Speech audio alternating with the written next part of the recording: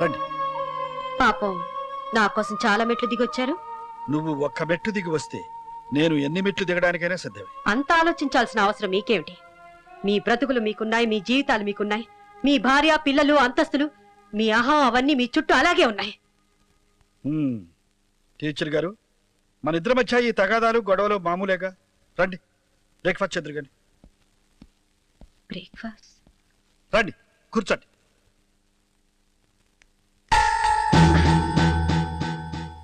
బుద్ధి లేదు.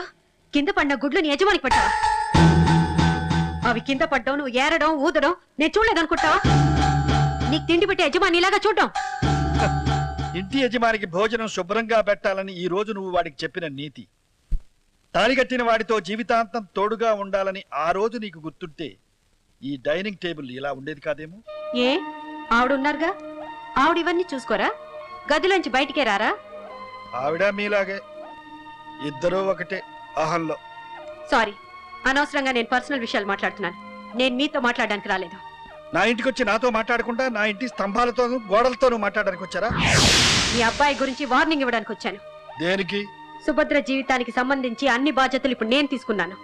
మీ అబ్బాయి మా ఇంటికి వచ్చి చాలా దౌర్జన్యంగా మాట్లాడాడు. సుభద్రను లేపుపోతానని, ఎవరు అడ్డం వస్తారో చూస్తానని పెద్ద గూండాలా మాట్లాడాడు. మీ వాడిని కంట్రోల్ చేయమని చెప్పడానికి వచ్చాను. కంట్రోల్ కాకపోతే అరెస్ట్ చేయిస్తాను. ఆహా, అది చెప్పడానికి ఇక్కడికి రావడం దేనికి? నాతో అక్కడే చెప్పేశారుగా.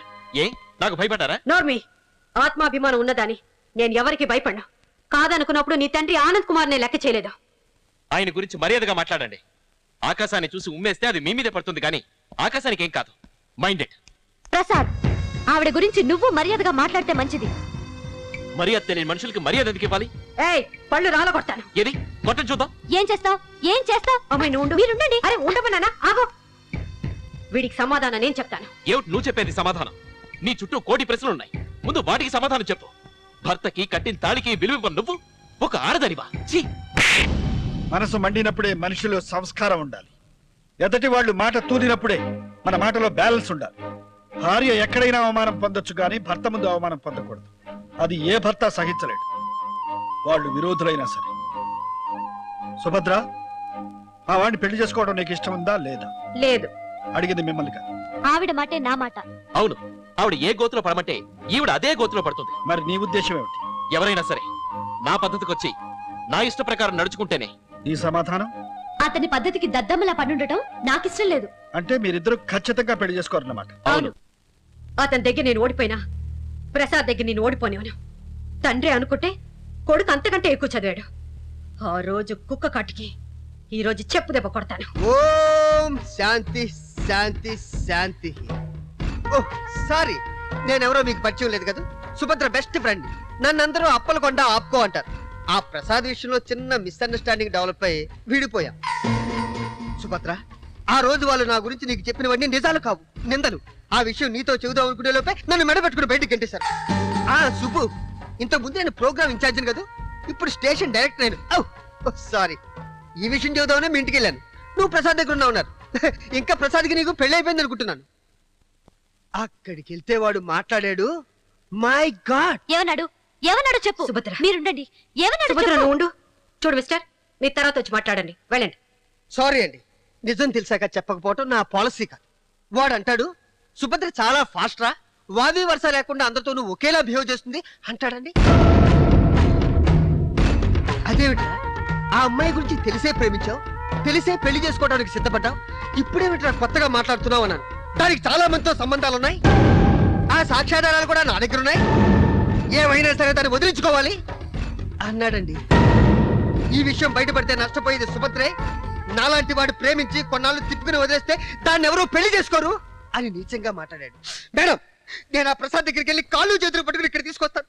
మీరే పెద్ద మనిషిగా ఉండి వాళ్ళిద్దరికి పెళ్లి చేయాలి, అప్పుడే నా మనసు ప్రశాంతంగా ఉంటుంది. ఏం నువ్వు మాట్లాడేది?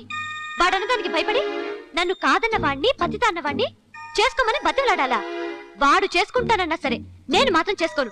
సుభద్ర, మనం దేన్నైనా ఎదిరించగలం, కానీ కరెంట్ తీగని పట్టుకోగలవా? ఈ పరిస్థితి అంతే.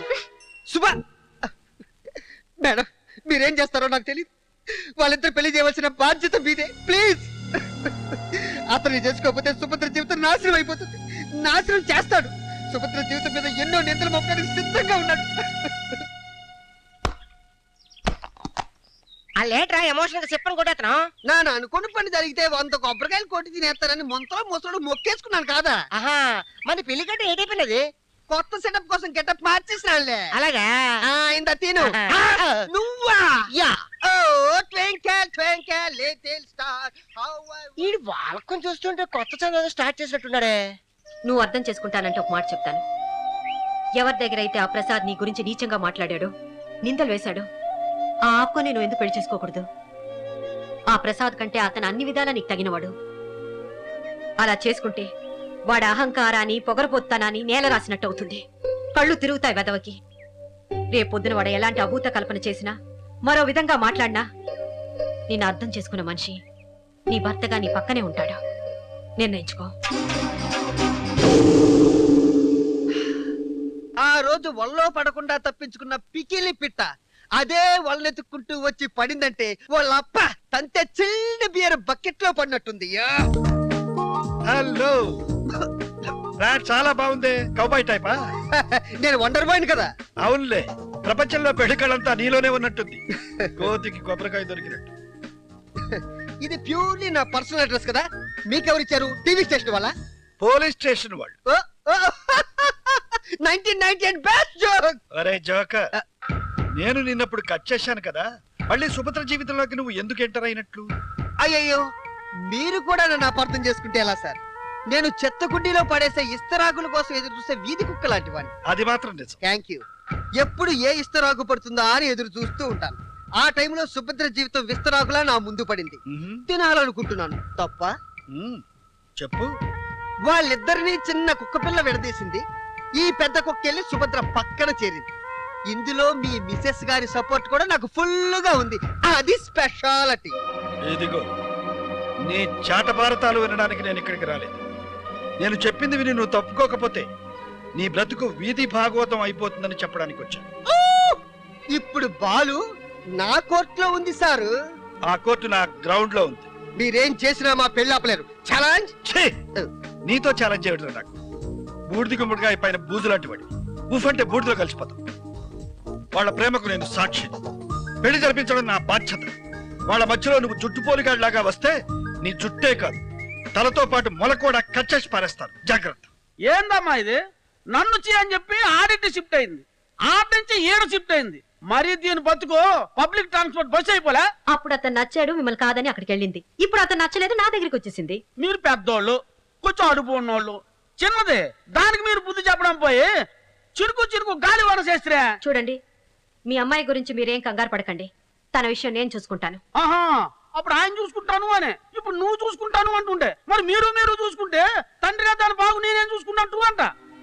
ఇదిగో అమ్మాయి, ఆ పెద్ద నమ్ముకున్నా అనుకో, ఈ పెక్కించుకున్నా సరే సముద్రం దాటిస్తాడు. చిల్లి తప్పలు నమ్ముకున్నా అనుకో, అది మునిగే మనల్ని ముంచే. ఎవరి గురించండి మీరు మాట్లాడేది? తీయటి కబుర్లు చెప్పి విషయం తాగించే వాళ్ళందరూ మీకు పెద్ద మనుషులా కనిపిస్తారు. అతని వల్ల నా జీవితం పాడింది. ఇప్పుడు అతని కొడుకు వల్ల మీ కూతురు జీవితం పాడకూడదనే ఇదంతా చేస్తున్నాను. అందుకే ఇతనికి మీ అమ్మాయికి నిశ్చితార్థం ఏర్పాటు చేశాను. చాలా బలవంతంగా ఒప్పించారండి. నువ్వు ఏమ్మా, ఇదేనా నాకు చెప్పు. నీకు ఇష్టమేనా? బ్రతుకు సంబంధించిన విషయాలే ఉక్రోషాలతో తీసుకోకూడదు.